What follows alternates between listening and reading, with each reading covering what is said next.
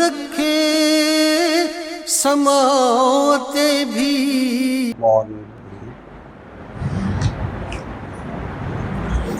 وَإِذْ يَمْكُرُ بِكَ الَّذِينَ كَفَرُوا لِيُثْبِتُوكَ أَوْ يَقْتُلُوكَ أَوْ يُخْرِجُوكَ وَيَمْكُرُونَ وَيَمْكُرُ اللَّهُ وَاللَّهُ خَيْرُ الْمَاكِرِينَ۔ اللهم سبحانك لا علم لنا إلا ما علمتنا إنك أنت العليم الحكيم۔ رب اشرح لي صدري ويسر لي أمري واحلل عقدة من لساني يفقهوا قولي۔ رب زدني علما۔ یا رب صل وسلم دائما ابدا علی حبیبک خیر الخلق کلہم۔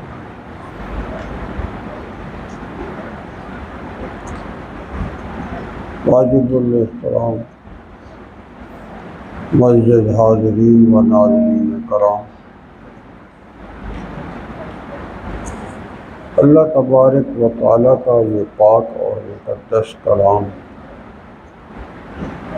اور اس کے اندر موجود انسانیت کے لیے زندگی کا خوبصورت اور پاکیزہ پیغام،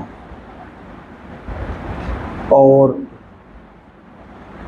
اس کے اندر آپ صلی اللہ تعالیٰ علیہ وآلہ وسلم کی نبوت کا فیضان و فرقان مومن کے لیے زندگی کا ایک بہت بڑا اثاثہ ہے۔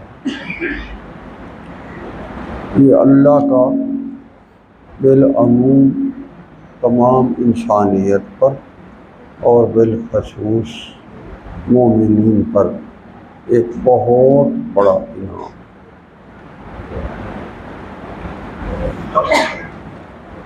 قرآن کریم جب کسی معاملے میں کسی خاص واقعے پر کسی خاص صورتحال پر اپنا ورڈکٹ پیش کرتا ہے تو وہ کائنات کا حقیقی ترین اور صادق و مصدوق اور انتہائی اہم اور ہدایات پر مبنی ایک بیانیہ ہوتا ہے۔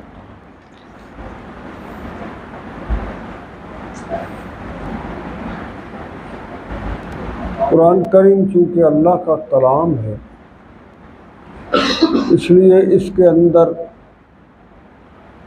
بہت ہی عجیب وسعت اور گہرائی کا ایک خوبصورت اور پاکیزہ نظام ہے۔ اس کو سمجھنے کے لیے اس کی گہرائی میں جا کر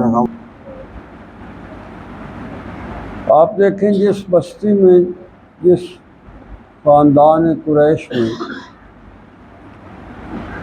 ابی جہل رہتا تھا، اسی بستی میں ابو بکر صدیق بھی رہتے تھے۔ جس خاندان کا سربراہ ابی لہب تھا، اسی خاندان میں آپ صلی اللہ علیہ وآلہ وسلم بھی رہتے تھے۔ جہاں تک عربی کا معاملہ ہے، وہ اس میں تو جو عربی ابو بکر صدیق رضی اللہ عنہ کو سمجھ آتی تھی وہ ابو جہل کو بھی آتی تھی۔ جو آپ صلی اللہ علیہ وآلہ وسلم کلام فرماتے تھے جس زبان میں، اسی زبان میں ان کا چچا ابی لہب بھی بولتا تھا۔ مگر دونوں میں اتنا تضاد اور تفاوت ان شخصیات میں کیوں ہے؟ اس کی بنیادی وجہ یہ ہے کہ اس قرآن کی عربی کو سمجھنے کے لیے، اس پیغام تک رسائی حاصل کرنے کے لیے، اس کی عظمت اور تقدس اور اس کے اندر پاکیزگی اور طہارت تک پہنچنے کے لیے انسان کے اندر بھی تو کوئی جوہر چاہیے۔ جس کے اندر یہ جوہر نہیں ہوتا وہ عربی دان اور عربی خان بن کر بھی ابھی جہل ہوتا، اور جس کے اندر یہ جوہر ہوتا ہے وہ زندگی کے ہر معاملے میں صداقتوں کا پیکر اور ابو بکر صدیق ہوتا۔ یہ فرق ہوتا ہے اس اللہ کے کلام کو سمجھنا۔ تو اللہ تبارک و تعالی یہاں ایک ایسے واقعے کی طرف نشاندہی فرما رہا ہے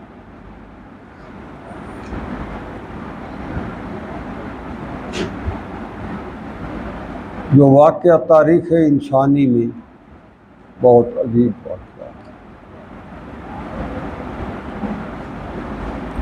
آپ صلی اللہ تعالیٰ علیہ وآلہ وسلم جب اس جہان میں جلا افروز ہوئے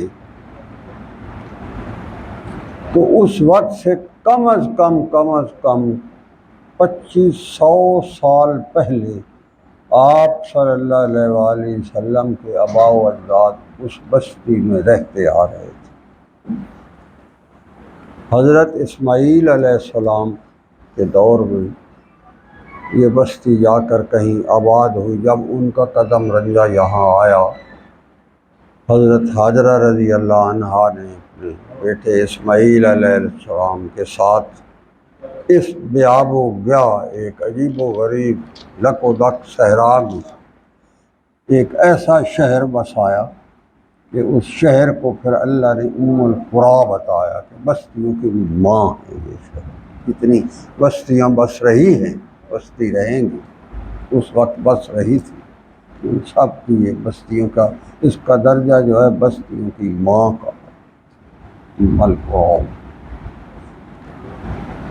اب اس بستی میں آپ صلی اللہ علیہ وآلہ وسلم کو،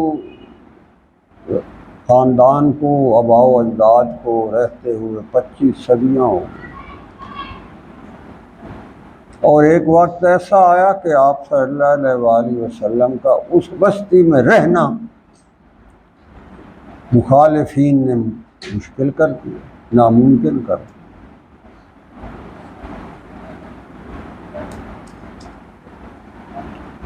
اور آپ صلی اللہ علیہ وآلہ وسلم کو رات کی تنہائی میں وہ بستی چھوڑنی پڑی جس پر آپ کے آباء و اجداد 2500 سال سے پہلے رہتے آ رہے۔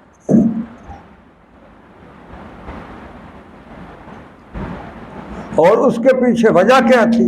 کوئی جائیداد کا جھگڑا نہیں تھا، اقتدار کی رساکشی نہیں تھی، کوئی اور خاندانی عداوت بھی نہیں تھی۔ اس کے پس پردہ محرک چھوڑنے کا کیا تھا؟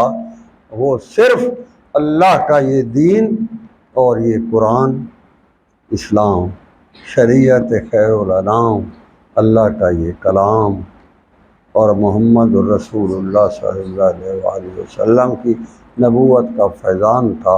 یہ ایک بنیاد تھی جھگڑے کی جس پر آپ صلی اللہ علیہ وآلہ وسلم کو وہ بستی چھوڑنی پڑی جس پر آپ کے آباء و اجداد 2500 سال پہلے سے رہتے۔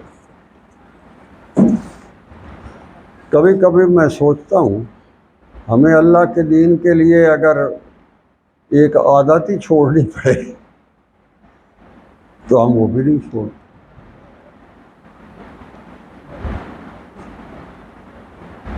ہم اگر اللہ کے دین کی بات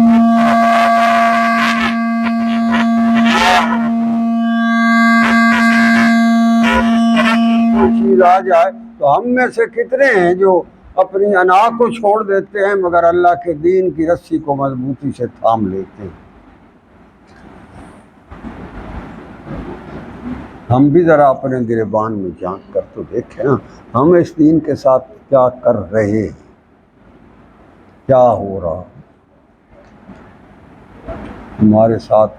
اور ایک طرف وہ ہے جس ہستی نے رات کی تنہائی میں اس بستی کو چھوڑ دیا، اللہ کی اس کے نام پر چھوڑ دیا، اس کے اسلام پر چھوڑ دیا، اس کے قرآن پر چھوڑ دیا۔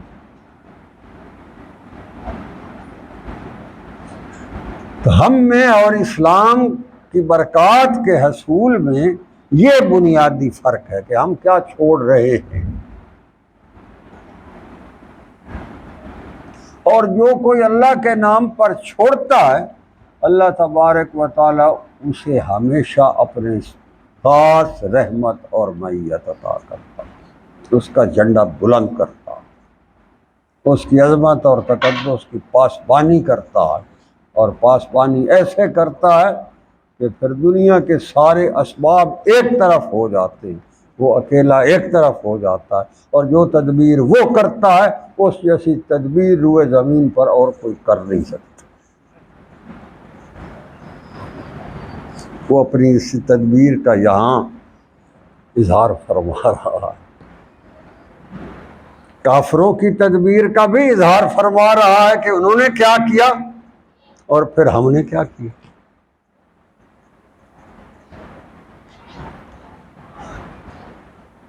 تو فرماتا ہے وَإِذْ يَمْكُرُ بِكَ الَّذِينَ كَفَرُوا. یمکر مکر، مکر ہم تو فراڈ کو عام زبان میں کہتے ہیں نا، مگر عربی میں اس سے مراد فراڈ یا وہ نہیں ہوتا، اس میں تدبیر ہوتا ہے. تدبیریں دو قسم کی ہوتی ہیں، ایک کو جو ہے وہ مکر محمود کہتے ہیں، اچھی تدبیر ہے، اور ایک کو جو ہے وہ مکر مذموم کہتے ہیں، گندی تدبیر. مکر دونوں کے لیے بولا جاتا ہے، مگر جب اللہ کی ذات کے ساتھ یہ منسوب ہوتا ہے تو اس سے مراد صریحاً مکر محمود ہوتا ہے، یعنی وہ تدبیر جو کہ بہترین اور اللہ تعالیٰ کی شان اور عظمت کے لائق ہوتی ہے. اللہ کی ذات کے ساتھ مکر مذموم کا کوئی تصور نہیں ہوتا. جہاں اللہ اپنی ذات کے ساتھ اس لفظ کو منسوب کرتا ہے اس سے مراد ہوتا ہے مکر محمود. جبکہ کسی دوسرے بندے کے ساتھ ہو تو اس میں احتمال ہوتا ہے کہ وہ کوئی غلط پکھنڈ تو نہیں سوچ رہا، مکر مذموم بھی سوچ سکتا ہے، مکر محمود بھی سوچ سکتا ہے. اس لیے جب بندے کے ساتھ یہ لفظ عربی میں منسوب ہوتا ہے تو اس سے دونوں احتمال مراد لیے جا سکتے ہیں، مگر جب اللہ کی طرف سے منسوب ہوتا ہے تو پھر اس سے صرف اور صرف مکر محمود مراد لیا جاتا ہے.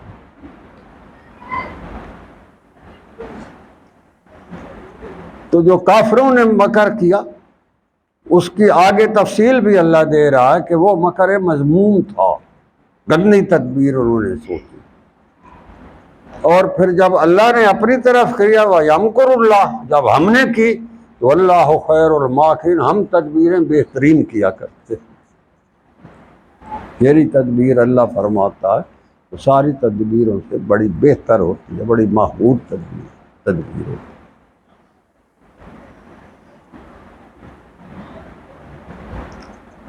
عجیب و غریب اس کی تفصیلات تو بہت ہیں، مگر ٹائم تھوڑا ہوتا ہے اس لیے ذرا اس کو مختصر سمیٹ کے بات کرنی پڑتی.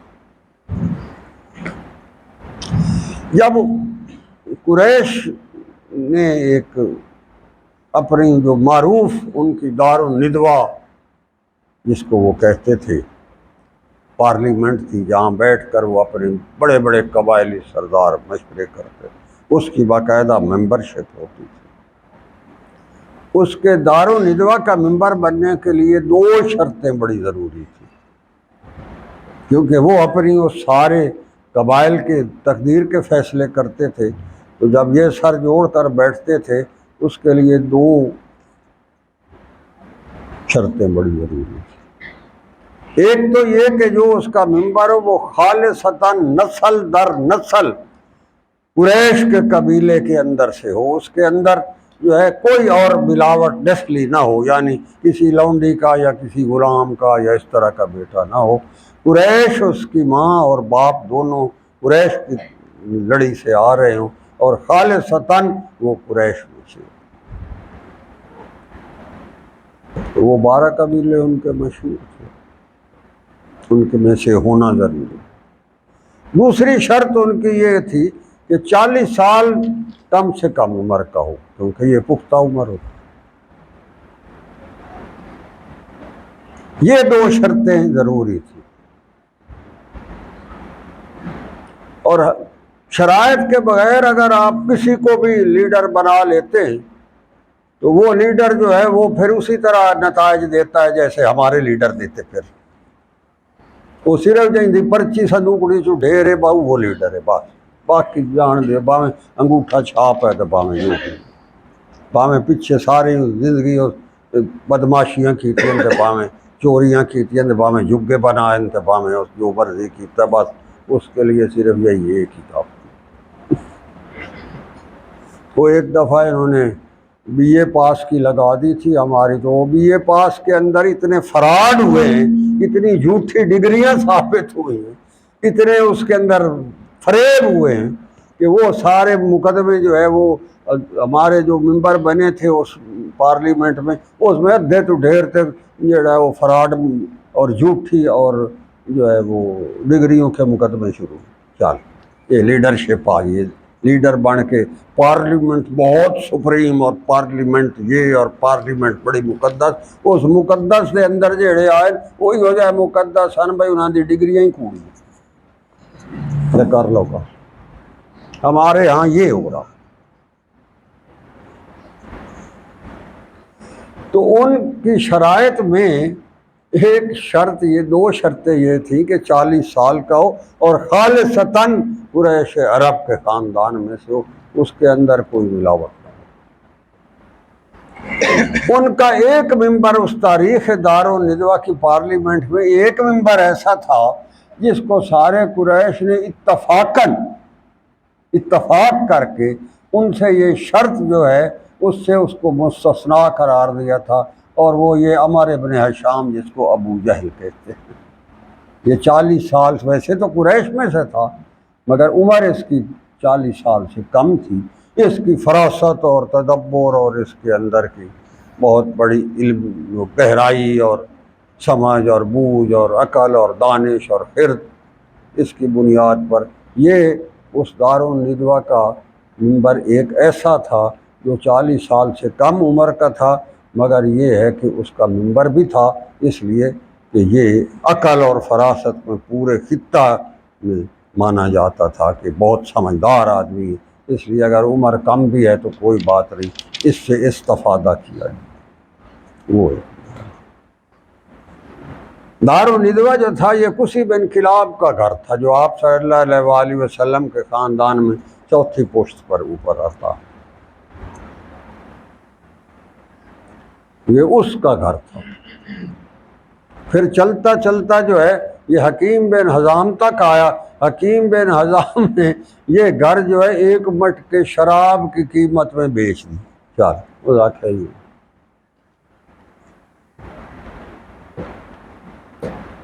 جو گھر شراب کے مٹکے میں خریدا گیا تھا اس گارے کی یہ کرتوتی ہونے ہیں اور کے ہونے.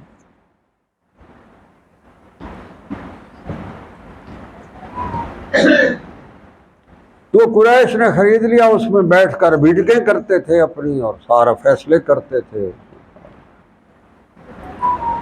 تو وہاں ایک دفعہ انہوں نے میٹنگ بلائی اور اس کا 1 پوائنٹ ایجنڈا تھا ایک، اور وہ 1 پوائنٹ ایجنڈا یہ تھا کہ آپ صلی اللہ تعالیٰ علیہ وآلہ وسلم سے کس طرح جان چھڑائی جائے. یہ 1 پوائنٹ ایجنڈا تھا. میں بڑے سرکردہ لوگ جو تھے وہ بیٹھے تھے. امیہ بن خلف تھا، عتبہ اور شیبہ تھے، نضر بن حارث تھا، اس وقت ابی سفیان بھی جو ابی رضی اللہ عنہ نہیں تھے وہ بھی تھے، اور اسی طرح ابی جہل یہ عمر بن ہشام جو تھا یہ بھی تھا. یہ جب سارے قبائل کے بڑے بڑے سردار بیٹھے، ابھی میٹنگ میں شروع ہونے والی تھی، باہر دروازے پر ایک اور آوڑیا، بڑا مشبہ شکل، داڑھی پٹکا جناب، بڑا زبردست آیا. اس جناب باہروں آ کے اس جناب آواز دی، میں آ گیا. وہ آ کر دروازہ جو تھا نا دارالندوہ کا اس دروازے کی دونوں چوکھٹیں پکڑ کر جیسے بندہ مضبوط کھڑا ہوتا نہیں، دروازہ پکڑ کے اندر آ کر سینہ تان کے کھڑا، اس طرح کھڑا ہے وہ مودی۔ تو لوگوں نے دیکھا بھئی یہ کون، کدھر سے آ گیا تو کون ہے تو ناواقف تھا۔ اس نے کہا میں شیخ نجدی، نجد سے میں معزز میں آدمی ہوں، میں وہ آیا۔ انہوں نے کہا تو کیا کرنے آیا ہے؟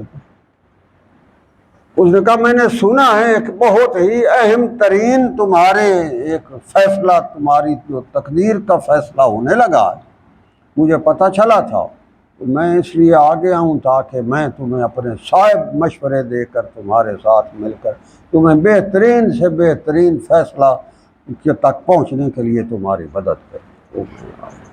وہ شیخ نجدی صاحب جڑا سی وہ ابلیس تھا۔ ابلیس ذاتی طور پر بنفس نفیس اس مجلس میں شامل۔ انہوں نے کہا بھائی یہ تو کوئی بہت بڑا شیخ ہے آ رہا، یہ موذی جب کسی کو گمراہ کرتا ہے تو اسی طرح وہ شیخ بن کے آتا۔ وہ بڑا معتبرات تھے، تسبیح تھے امام تھے، جیسے حضرت شیخ عبد القادر جیلانی رحمۃ اللہ علیہ کا معروف واقعہ، وہ ذکر کر رہے تھے تو فرمایا میں دیکھتا ہوں کہ آسمان سے ایک بہت بڑا کوئی نور کا کوئی جو ہے وہ پالکی چیز ہے، اور اس کے اوپر بڑی چادریں، تو بڑے ہیرے جواہرات کی طرح کی چمکدار چیزیں، اور بڑا اس کے اوپر جو ہے وہ منقش، اور بیچ میں ایک بہت بڑا کوئی بزرگ ٹائپ ہے وہ بیٹھا ہوا ہے، اور اس کے ہاتھ میں تسبیح مڑکے، اور پالکی جو ہے وہ اترتی آ رہی ہے۔ میں حیران ہوں کون آ رہا؟ وہ اترتی اترتی اترتی پالکی آ کر وہاں اتری جہاں میں بیٹھا ذکر کر رہا تھا۔ بیچ میں سے بظاہر ایک بڑا نورانی شکل کا اور بڑا معتبر اور بڑا بزرگ، بڑا امامہ، اوپر جناب بڑی چادر اور ہاتھ میں تسبیح اور سفید لباس اور سفید رنگ، آج کب تک کیا بلا ہے، کون ہے، کیا کہتا ہے، کیا تیرے لیے عبد القادر ایک پیغام ہے، تیرے مجاہدے قبول، تیری عبادتیں قبول، تیرے ذکر اذکار قبول، تیری نمازاں قبول، تیری شب بیداریاں قبول، اتنی قبول ہو گئی ہیں کہ اللہ تعالیٰ نے مجھے پیغام دے کر بھیجا ہے، اب تجھے نمازوں کی ضرورت نہیں ہے، تو بہت پہنچیا بزرگ ہے، اب تجھے کوئی ضرورت نہیں، تیری سب قبول ہو۔ وہ فرماتے ہیں میں ہکا بکا ہو گیا، یہ کیا کہہ کے ہے، بظاہر نظر کیا آ رہا ہے اور ہے کیا، کہتا کیا؟ میرے ذہن میں فوراً اللہ کی طرف سے یہ بات آئی کہ سب سے بڑھ کر اس روئے زمین پر، اس کائنات میں، انسانوں میں اگر اللہ کی کسی نے عبادت کی ہے تو وہ تو محمد الرسول اللہ، انہیں تو زندگی کے آخری لمحے تک بھی نماز معاف نہ ہوئی، تو شیخ عبد القادر جیلانی ان کی معاف ہو گئی۔ یہاں ابلیس آ کر تباہی پڑتا، اس کا ہمدرد بنتا ہے، اس کے دل کی بات کرتا ہے، اس کے لیے بڑے بڑے عجیب و غریب دور کی کوڑی لاتا ہے۔ فرماتے ہیں میں نے سمجھ آ گئی ہے تو ابلیس ہے، میں نے لا حول ولا قوت الا باللہ پڑھی تو میں نے دیکھا تو اس کی شکل وہ سارا وہ جڑا تو چونا پانٹی ہوئی کھلی آئی رنگ روغن وہ سارا نکل کے ابھی تو ابلیس نکل آیا۔ تو اس نے کہا عبد القادر میں نے اس مکر سے بڑے بڑے شاہ سوار اور ولایت کے بڑے بڑے شاہکار جو ہے وہ میں نے من کے بننے نو ناندے، پر تو ربی بچ گیا، تیری عبادت کم آ گئی۔ آپ نے فعال لانتی تو یہاں بھی مجھے ڈنڈی مار، میری عبادت کام نہیں آئی، میرے اللہ کی رحمت کام آئی۔ یہ ختم۔ ایسے صوفیاء کے لیے اس میں بڑے پیغام ہیں۔ بڑی ڈڈیاں مارتا، بڑے چکر دیتا، بڑی اس کو خوش نمائیاں کرتا. وَزَيَّنَ لَهُمُ الشَّيْطَانُ أَعْمَالَهُمْ. اللہ فرما رہا ان کافروں کو اصل میں مزین کر کے دکھائے. وہ شیخ نجدی کو انہوں نے اندر بلا لیا، وہ آ کر بیٹھے. اب بات شروع ہوئی دارالندوا میں، بھائی آپ صلی اللہ علیہ وسلم سے کس طرح جو ہے ہم بچ سکتے. ابو البختری تھا پہلا، وہ بولا. انہوں نے کہا کہ آپ ایسا کریں، ہم انہیں قید کر لیتے ہیں اور الیاذ باللہ انہیں کسی کوٹھری میں بند کر دیتے ہیں، قید کر کے ان کو بند کر، نہ کوئی دروازے بند کر لیں گے آگے سے، نہ کوئی آئے نہ کوئی جائے، پڑے پڑے بس وہ آپ ختم. اس سے جو ہے اب تو وہاں ان کا جادو نہیں چلے گا. پہلے بھی بڑے بڑے جادوگر جو اسی طرح ختم ہو گئے. ایک ان کا شاعر تھا ظہیر اس کا نام تھا، وہ اس کو اسی طرح اخیر وہ قید ہو گیا، اس کو پڑا نہ کوئی اب آ رہا ہے نہ جائے، نہ اس کو بھوکا پیاسا، پھر وہ مر گیا. ان کا یہ بھی ہے تو وہی جادو ہے اور شعر و شاعری ہے، یہ بھی اسی انجام کو چلے جائیں گے. شیخ نجدی فوراً بولا نہیں نہیں نہیں، غلط غلط غلط، صاحب یہ سکیم غلط. بھائی کیا غلط ہے اس میں؟ کہا تم لوگوں کو نہیں پتہ، تمہارے درمیان وہ ہستی رہتی ہے مگر تمہیں نہیں پتہ. جو میں تمہیں بتا سکتا ہوں تمہیں وہ ابھی تمہاری عقل میں آتی نہیں آ رہی، تم غلط مشورہ دے رہے. کیا غلط ہے؟ کیا تمہیں نہیں پتہ جو ان کے پیروکار ہیں، جو ان کے خدام ہیں، جو سرفروشان محمد صلی اللہ علیہ وآلہ وسلم، انہیں فوراً پتہ لگ جائے گا کہ آپ صلی اللہ علیہ وسلم کو قید کیا گیا، اور وہ فوراً اسٹور میں ہو جائیں گے کہ کہاں رکھا گیا. یوں ہی ہوگا، وہ اپنی جان پر کھیل کر ہلہ بول دیں گے، وہ تمہارے سے نکال کر لے جائیں گے اور تمہیں اپنی جان کی پڑ جائے گی. یہ حرکت صحیح، یہ سکیم غلط. ساروں نے کہا بھائی ٹھیک تو کہتا، بندہ تو بڑا سیاںا ایسا، ہمیں تو پتہ ہی نہیں چلا، اور خود بخود ہی آ گیا ہے. وہ آتا ہی ہے خود بخود ہے. شیطان کو بھی کوئی بلاتا ہے بھلا بھائی تو آ جا، وہ خود ہی آتا ہے. آ کر وہ اپنے پکھنڈ اور اپنے جال خود بنتا ہے. وہ بڑے بہترین بندے کے مزاج کو سامنے رکھ کر، اس کے حالات کو سامنے رکھ کر خوش نمائیاں اس کو وہ دکھاتا ہے جو بندے کے تصور میں بھی نہیں. اس لیے میں کہا کرتا ہوں کہ ابلیس کو انسانیت کے خلاف 10,000 سالہ تجربہ، کم و بیش آدم علیہ السلام کو اس زمین پر آئے ہوئے مطاعت اندازے کے مطابق 10,000 سال ہوئے. تو 10,000 سال جو ہے وہ اس کو تجربہ ہے. بندے اس بڑے بڑے بندے چاہتے سکتے، تو 10,000 ہم بڑے جب کر رہے ہو بھائی مجھے تیرے سے زیادہ تجربہ، تو سب سے زیادہ تجربہ تو ابلیس کو ہے. آدم علیہ السلام کو بھی جنت سے وہ زمین پر لے آیا تھا، ہم شمار کیڑے بات. آدم علیہ السلام نے اس کے مکر فریب میں آ کر پھر اللہ کے حضور جو رجوع کیا ہے، وہ رجوع ہی پوری انسانیت کے لیے، اولاد آدم کے لیے شیطان سے بچت کا بہترین نسخہ. جو کچھ ہو گیا ہے سو ہو گیا ہے، جو ظلم اپنے پر ڈھا بیٹھے ہو کوئی حرج نہیں، مگر اسی وقت اللہ کے حضور چلے جاؤ، معافی مانگ لو، پڑے رہو اس درد پر، جب تک معافی نہ ہو وہاں سے نہ اٹھو، بچ جاؤ. اس کے علاوہ اپنی تدبیر سے آپ نہیں بچ.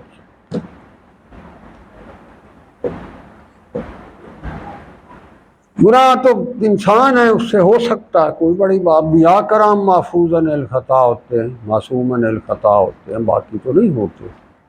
وہ محفوظ عن الخطا ہو جاتے ہیں، ان خطاؤں سے اللہ ان کی حفاظت کرتا رہتا ہے.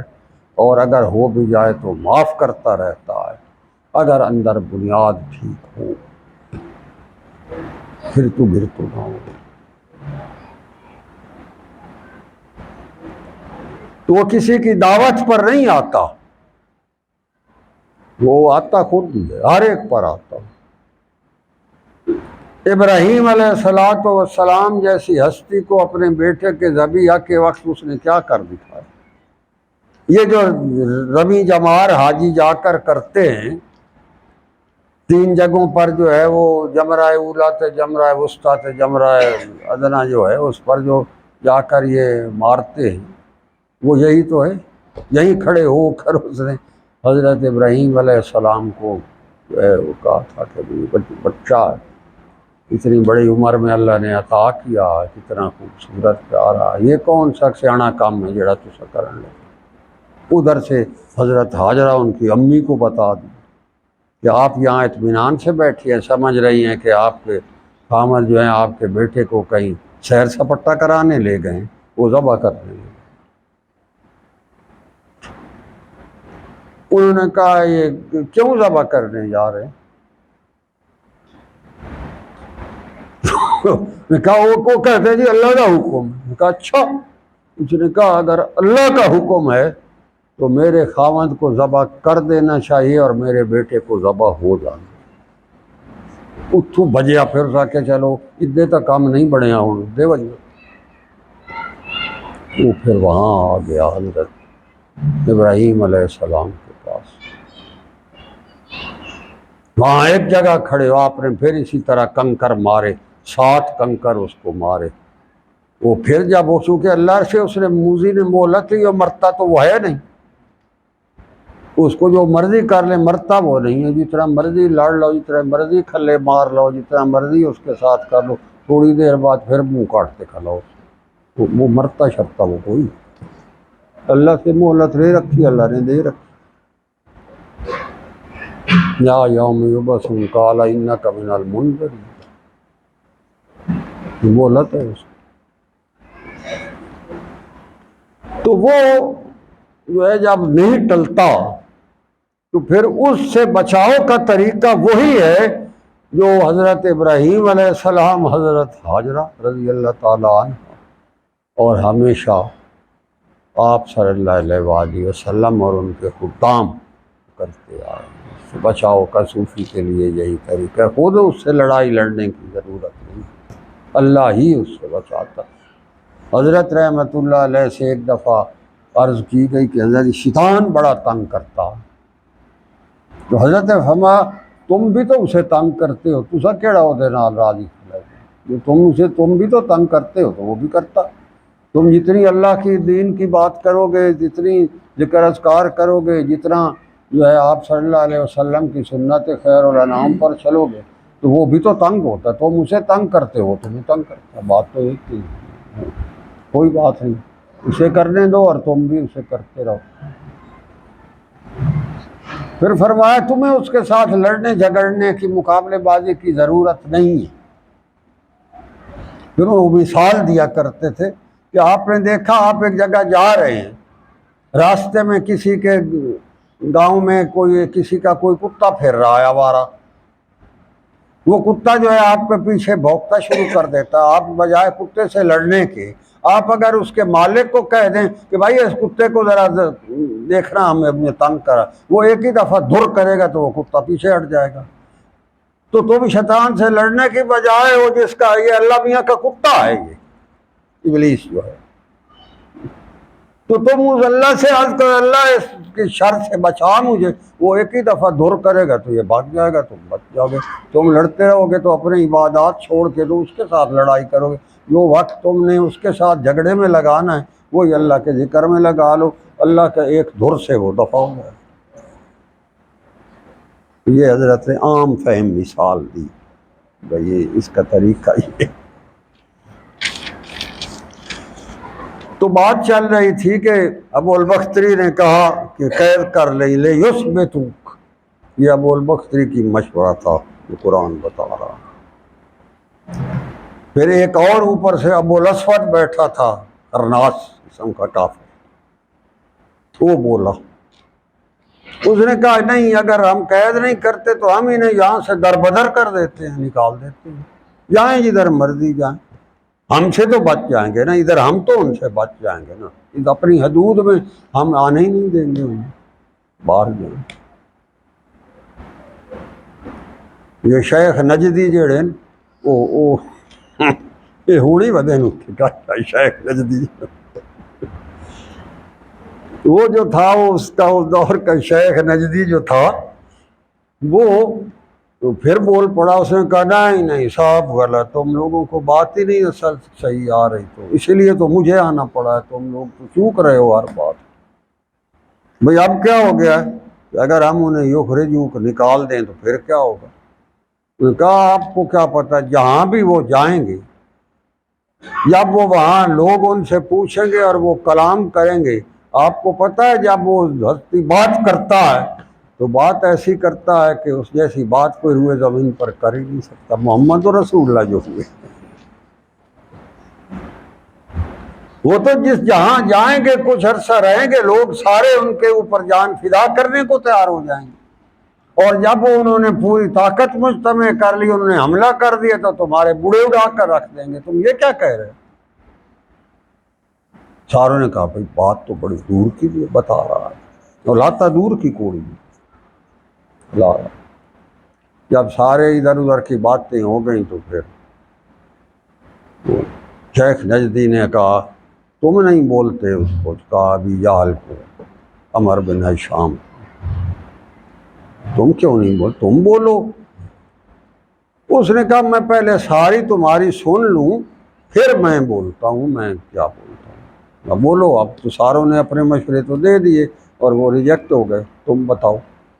اس نے کہا میرا مشورہ یہ ہے کہ ان سارے جمیلوں میں پڑھنے کی بجائے آپ سرے سے ان کو صفحہ ہستی سے ہی مٹا دیں، یقتلوا، یہ ابھی جہل نے کہا۔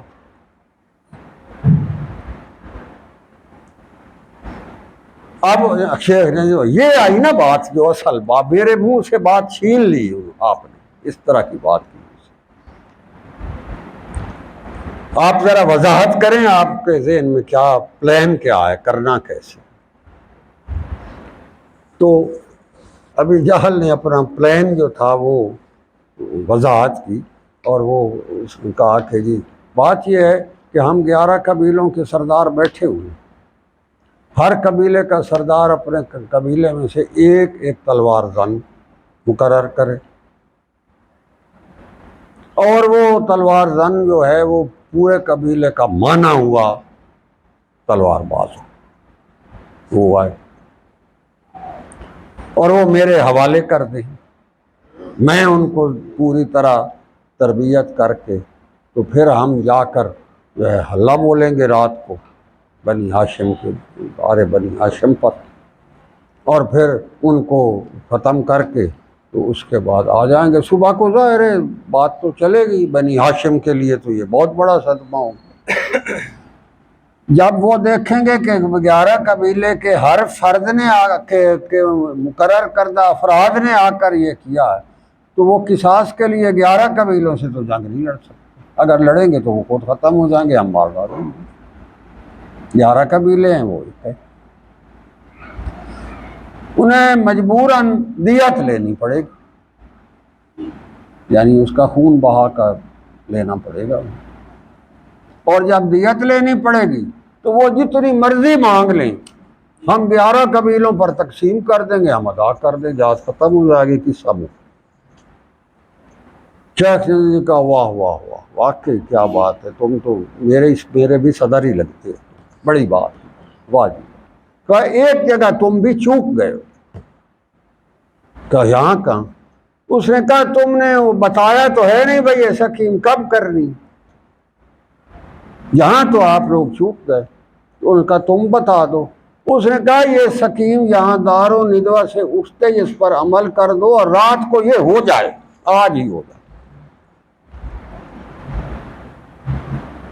کہا یہ ساروں نے مشورہ کیا، ان کا مسئلہ ہی کوئی نہیں، تم ابھی جاؤ وہاں سے، تو جا کر کے بیت اللہ کے اندر کھڑے ہو کر لات منات عزت کے سامنے اس بات کی تم قسم کھاؤ، سارے دعا مانگو بیت اللہ کے اندر کھڑے ہو کر، دعائیں سوڑیاں منگوائیاں اس بیت اللہ کھڑا ہو کر، تو وہ جو ہے تم کرو، اور شام جب ہو جائے عصر کے وقت ہر بندہ قبیلے کا سردار ابی جہل کے پاس آ کر یہ اپنا بدہ دے دے، وہ رات کو لا کے تعینات کر دے گا جب لوگ چلے جائیں گے، رات کو کسی وقت جب وہ اٹھیں گے تو ہم اٹھتے ہی جو ہے ان کے اوپر حملہ کر دیں گے اور پھر واپس آ جائیں گے۔ ساروں نے کہا واہ واہ کا کیا بات ہے۔ شیخ نجدی نے کہا میں تو آج پھر ہو جائے گا، ان کا بالکل ہو جائے گا۔ وہ سارے اٹھے، میٹنگ ختم ہو گئی، یہ کوئی 9-10 بجے کا ٹائم ہے جب یہ میٹنگ ان کی ہوئی، تو 11-1 بجے کا ٹائم ہوگا، اس وقت ذرا دھوپ تیز ہے وہاں، تو مکہ شریف میں 10-11 بجے تو کافی دھوپ ہو جاتی گرمی میں۔ وہ جا کر بیت اللہ میں لات منات اور عزے کے آگے کھڑے ہو کر یہ اپنے حلف دے رہے تھے بھائی ہم یہ کریں گے۔ ادھر سے حضرت فاطمہ رضی اللہ تعالیٰ عنہ اس وقت بچی تھی ابھی، وہ جو گزری کہیں تو ان کو یہ بھنک پڑ گئی کہ یہ تو وہاں کھڑے ہوئے جو ہے وہ یہ میرے ابو کے بارے میں بات کر رہے ہیں۔ وہ روکتی ہوئی آئیں اور انہوں نے آ کر عرض کی ابو یہ تو میں نے دیکھا یہ سارے سردار جو تھے یہ کھڑے تھے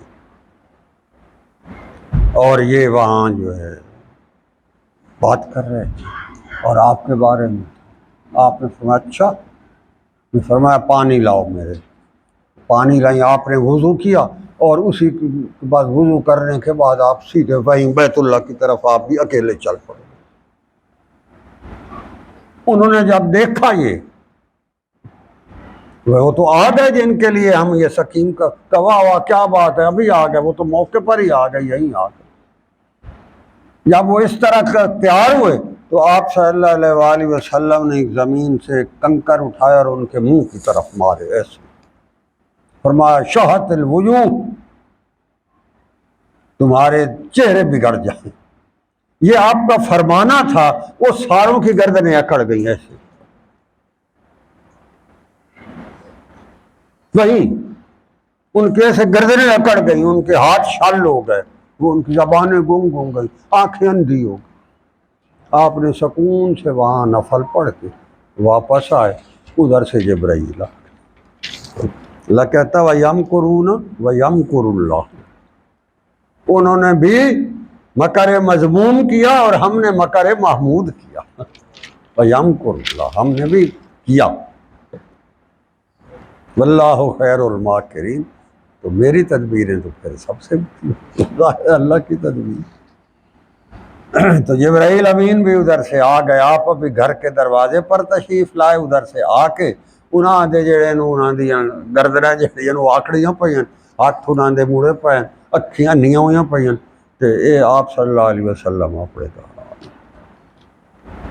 ان کو پھر بھی عقل نہ آئی بھائی جو ابھی یہ اکیلی رات یہ کر گئی ہے ہمارے ساتھ، تو رات کو بھلا وہ ہمارے کیسے قابو آئیں؟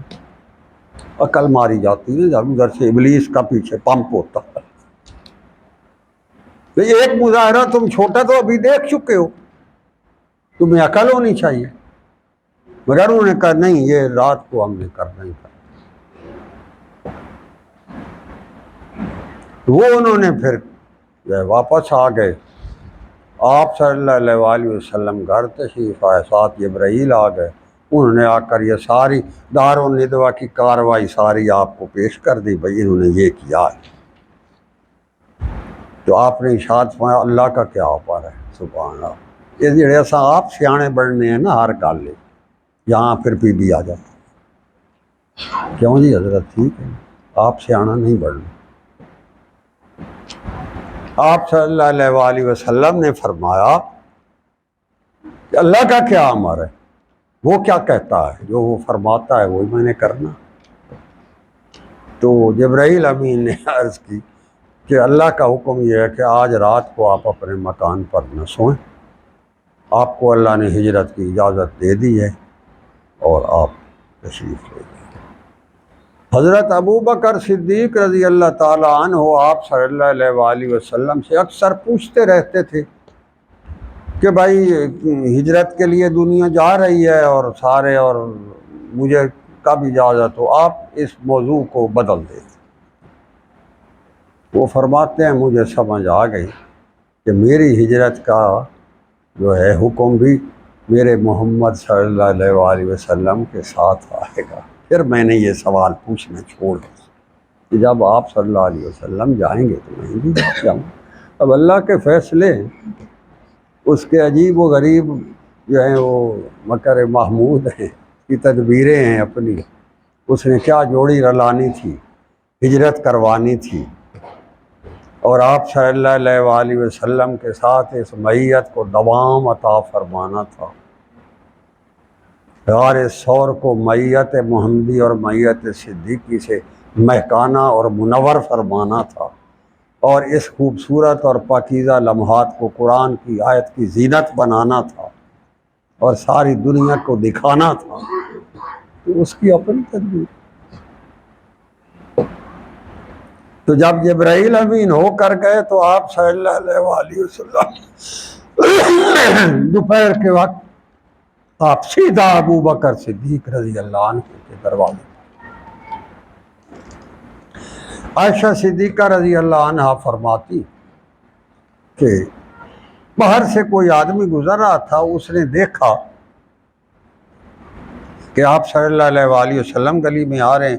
وہ باہر اس وقت جو تھا وہ گھروں میں جو ہے ان کے جو حویلیاں ہوتی تھیں، ان کے گھروں کی ڈیڑھیوں کے ساتھ ہی ایک چھپر نما جگہ ہوتی تھی جہاں دوپہر کو بیٹھتے۔ کوئی اس زمانے میں بجلیاں تو تھی نہیں کمروں میں، تو گرمی ہوتی تھی، تو دوپہر کو یہ قریش کے سرداران جو تھے ان کے گھروں کے ڈیڑھیوں پر جو چھپر نما جگہ ہوتی تھی وہاں بیٹھتے تھے تاکہ ہوا وغیرہ۔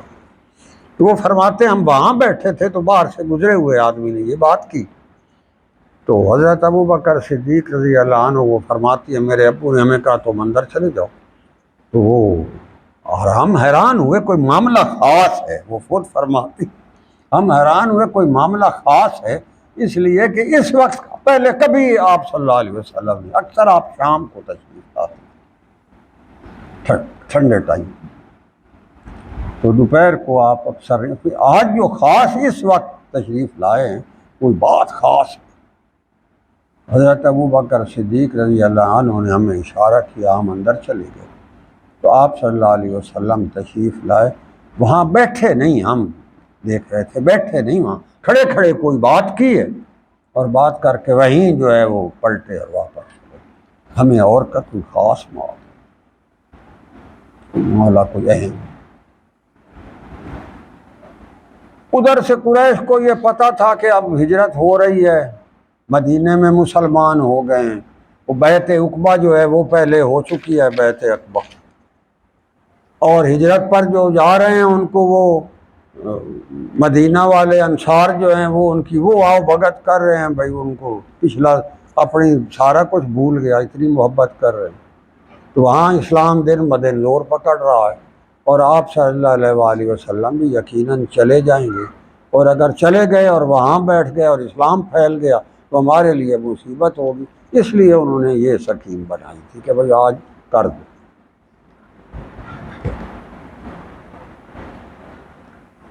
تو وہ آپ صلی اللہ علیہ وآلہ وسلم نے آ کر فرمایا کہ ابو بکر صدیق آج پھر ہم نے چلنا ہے رات کو، حکم تیاری۔ سبحان آپ نے فرمایا سب کچھ میں چلتے۔ آپ صلی اللہ علیہ وآلہ وسلم واپس گئے، حضرت علی المرتضیٰ کو اپنی سبز رنگ کی داری دار یمنی بڑی بہترین چادر تھی آپ کے پاس، جو اکثر آپ رات کو پہن کر تہجد پڑھا کرتے تھے، اس کو چادر کو تو اللہ نے وہی نام لیا یا ایھا المزمل، وہ چادر اوڑھنے والے، یہ وہ چادر سبز رنگ کی یمنی داری دار چادر ہے، بڑی زبردست، آپ نے وہ عطا کی حضرت علی۔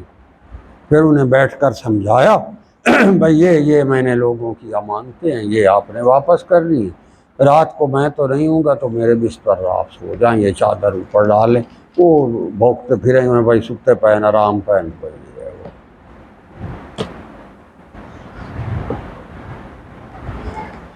رات کو جب اندھیرا ہوا اور وہ لوگ آ گئے، کھڑے ہو گئے انتظار میں، بھائی ذرا آمد و رفت کم ہو، رات چھا جائے، ساری گلیوں میں لوگ آنا جانا بند ہو جائیں تو پھر اپنی کارروائی کرے گی۔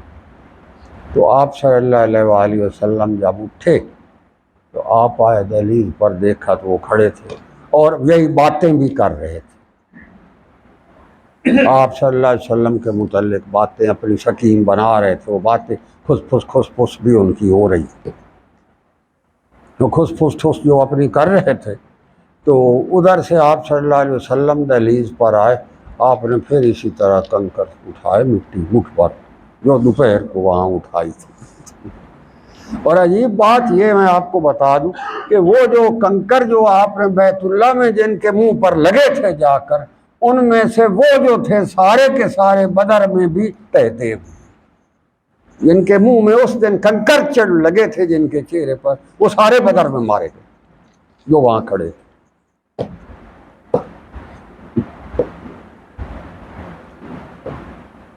آپ صلی اللہ علیہ وآلہ وسلم کی جس کو سٹ پڑتی ہے پھر وہ رکھتی نہیں کسی،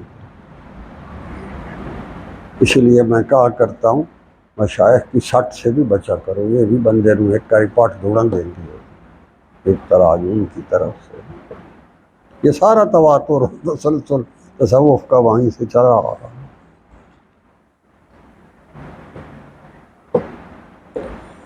تو بہرحال آپ نے پھر اسی طرح مٹی اٹھائی اور ان کے منہ پر ماری، شہت الوجوہ، مارے چہرے بگڑ جائیں، وہ اندھے ہو گئے اسی طرح، ان اندھے جڑے کو گردنہ موڑ گئی، اندھے ہو گئے، وہاں کھڑے ہو گئے، ان کو نظر آپ صلی اللہ علیہ وآلہ وسلم ٹھیک ان کے درمیان سے گزرے، آپ سورۃ یاسین پڑھتے، مجھے یہ سمجھ آ رہی آپ اس وقت سورۃ یاسین کی تلاوت کر رہے، اور ان کی اور وہ جو آپ کے بارے میں باتیں کر رہے تھے آپ ان کے جواب بھی دیتے جا رہے تھے، اور یہ بھی فرما رہے تھے یہ میں جا رہا ہوں۔ ان کو یہ نہیں سمجھ آ، گردناں مڑیاں پہ نکھیاں نہیں ہوئی پہ، ناساں دے وچ مٹی تے آسو، سر میں وہ گرد تے بس تھلے کچھ بھی نہ ہوا، آپ ان کے درمیان سے نکل۔ اوپر سے جو ہے پھر حضرت ابوبکر صدیق رضی اللہ تعالیٰ عنہ، آپ اندازہ کریں اللہ کی عجیب نظام اور اس کی شانیں ہیں، جس کو وہ عجیب مقام عطا کرنا چاہتا ہے۔ ساری دنیا تو آپ صلی اللہ علیہ وآلہ وسلم کی در اقدس کی چوکھٹ کی جو ہے وہ زیارت کو مرتی ہے، اور ایک وقت ایسا آیا کہ آپ صلی اللہ علیہ وسلم کو بھی اللہ نے جا کر ابوبکر صدیق کے دروازے پر کھڑا کر، سبحان اللہ، کیا بات، وہ آپ انتظار میں بیٹھے ہوئے تھے رات کے وقت، آئیں تو ہم چلے۔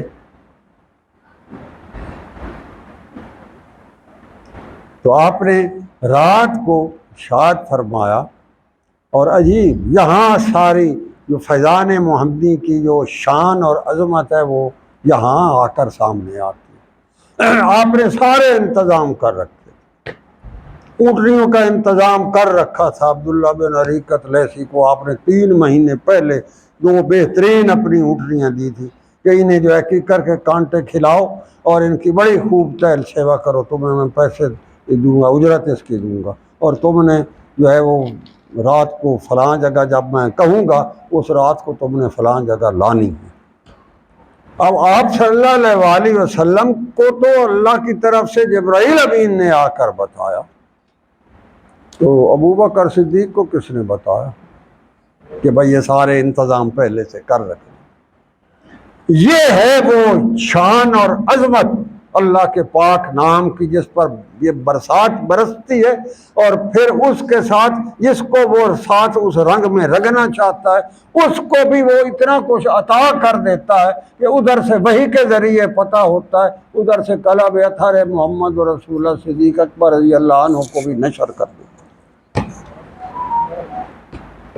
آپ کو بھی سارا پتہ، یہ یہ 3 مہینے پہلے اونٹنیاں جو ہیں اس کے حوالے کر دینا۔ حضرت اسماء بنت ابی بکر کو فرما دینا کہ آپ نے جب ہم گزریں گے تو رات کو آپ نے فلاں جگہ کھڑے ہونا ہے، اور ہمارے لیے جو ہے وہ توشہ کوئی کھانے پینے کی چیزیں تھیلی میں لے آنا، خشک میوہ ٹائپ کوئی چیزیں، اس دور میں کوئی انجیر ہے یا کوئی اس طرح کی چیزیں جو آپ، اور یہ بھی آپ کے ذہن میں تھا کہ جب آپ ہم وہاں رہیں گے تو رات کو کچھ کھائیں۔ عامر بن فہیرہ جو آپ کے ساتھ تھے، اپنے ایک غلام کو آپ نے بتایا کہ یہ کرو کہ رات کو جو ہے نا تم ہمارے لیے وہاں آیا کرو، ریوڑ لایا کرو، ہم دودھ پی لیا کریں گے اپنے وہاں پہاڑ پر غار ثور میں کے وقت۔ تو حضرت اسماء بنت ابی بکر رضی اللہ تعالیٰ عنہ جو ہیں وہ ہمارے لیے توشہ لایا کریں گے استعمال کرنے کا۔ پھر وہ جب واپس جائیں گی تو تم نے فجر کے وقت ہی ریوڑ نکال لینا ہے، تاکہ ان کے قدموں کے نشان ریوڑ کے نیچے دب جائیں، کفار کو نہ پتہ لگ سکے کہ بھئی یہاں کون آ جا رہا رات۔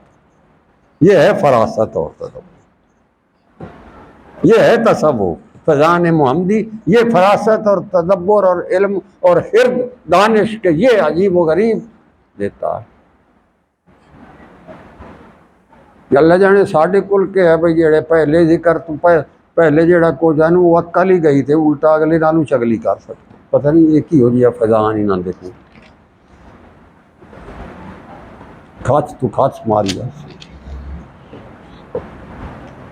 تو یہ سارا جو ہے یہ وہ عجیب و غریب اللہ کا نظام ہے وہ چلا، اور در حقیقت وہ ہجرت کیا تھی؟ ہجرت تو اللہ کے عظمت اور تقدس کا ایک عجیب و غریب مظاہرہ تھا، اور ابو بکر صدیق رضی اللہ تعالیٰ عنہ کو اللہ نے جو شان عطا کرنی تھی اس کا اظہار تھا، اور صدیقی گھرانے پر جو انعامات کی برسات برسنی تھی اس کا ایک عجیب و غریب انداز تھا۔ یہ اسماء بنت ابی بکر جب لے آئیں اپنا وہ تھیلی تو دینے لگی، تو وہ آپ نے فرمایا یہ تو تم اس کا تو کوئی باندھنے کے لیے تو تم تھیلی لائے نہیں، ہم ابھی جا رہے ہیں تو کہیں ہمارے ہاتھ سے جو ہے وہ چیزیں ہی نہ گر جائیں۔ وہ بڑی گھبرائیں ہوئی کیا، تو اس دور میں قریش کے خاندان کے بڑے جو سردار لوگ ہوتے تھے ان کی خواتین کمر بند باندھا کرتی تھی ایک نشانی کے طور پر کہ بھئی یہ جو خواتین ہیں یہ بڑے قریش کے معزز سرداروں کے گھر کی افراد ہیں، اس لیے وہ پھر کمر بند باندھ، اور تو آپ نے دیکھا تو کچھ نہیں تھا، تو آپ نے فوراً اپنا کمر بند جو ہے اس کو کاٹا اور جو ہے وہ یہاں تھیلی بنا کر باندھ دی۔ آپ صلی اللہ علیہ وسلم دیکھ رہے تھے، ارشاد فرمایا آزان ذات النطاق، دو کمر بندوں والی۔ یہ تو ابو بکر صدیق کے گھرانے کو القاب اللہ نے دینے تھے، تو ہجرت سجائی اس نے بڑی خوبصورت، تو قریش مکہ کے منہ میں مٹی آنی تھی اور کیا آنا تھا، انہیں کیا ہونا تھا۔ اس لیے جو حدیث مبارکہ میں جب وہ روایت کرتے ہیں تو ان کے ساتھ محدثین جو راویہ لکھتے ہیں وہ ذات النطاقین لکھتے ہیں، ذات النطاقین اسماء بنت ابی بکر، دو کمر بندوں والی، آپ نے اس وقت کو خطاب دیا، انہوں نے پکا اپنے ساتھ یہ بنا لی، ایک کمر بند ان کی کمر میں تھا، ایک آپ نے تھیلی میں پھاڑ کر دے دیا، تو آپ نے یہ دو کمر بند۔ تو اللہ کہتا ہے ہم بھی تدبیریں کرتے رہتے ہیں، وہ بھی کرتے ہیں، واللہ خیر الماکرین، تو ہماری تدبیریں تو کہیں بلند ہوتی، ٹائم تو ختم ہی ہوگی۔ اللہ تبارک و تعالیٰ آگے کل انشاءاللہ پھر آگے اور تھوڑی سی تفصیلات بتائیں۔ اللہ کریم توفیق عمل عطا فرمائے۔ اعوذ باللہ من الشیطان الرجیم۔ اللہم سبحانک لا علم لنا الا ما علمتنا انک انت رب اشرح لي